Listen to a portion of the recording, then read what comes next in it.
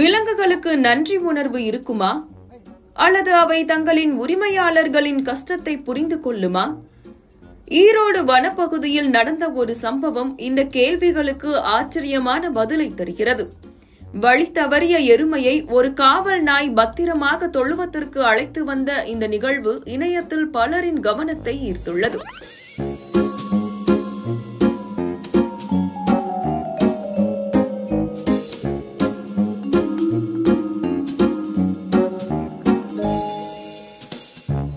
ஈரோடு மாவட்டம் அந்தியூர் வனப்பகுதியில் கொங்காடை வன கிராமத்தைச் சேர்ந்த மாதேவப்பா ஆடு, மாடு மற்றும் எருமைகள் உள்ளிட்ட கால்நடைகளை முறையாக பராமரித்து வருகிறார்.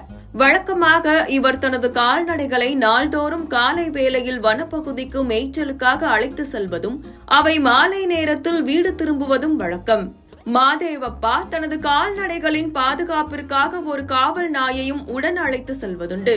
மேய்ச்சலின் போது கால்நடைகள் கூட்டத்திலிருந்து விலகி சென்று விடாமல் அந்த நாய் மிகவும் விழிப்புடன் கண்காணிக்கும். காலப்போக்கில் அந்த நாய் தானாகவே காலை வேளையில் ஆடு மாடுகளை மேய்ச்சலுக்கு அழைத்து செல்வதும் மாலை நேரத்தில் அனைத்து கால்நடைகளையும் பத்திரமாக தொழுவத்திற்கு கொண்டு வந்து சேர்ப்பதும் வழக்கமான ஒரு நிகழ்வாக மாறிவிட்டது.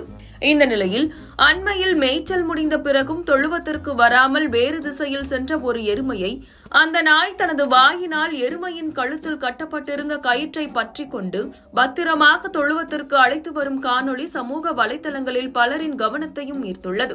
மனித உழைப்பை குறைக்கும் வகையில் அந்த நாய் வெளிப்படுத்திய இந்த அபூர்வமான மற்றும் நன்றியுள்ள செயலை பார்த்த அனைவரும் மனதார பாராட்டி வருகின்றனர்.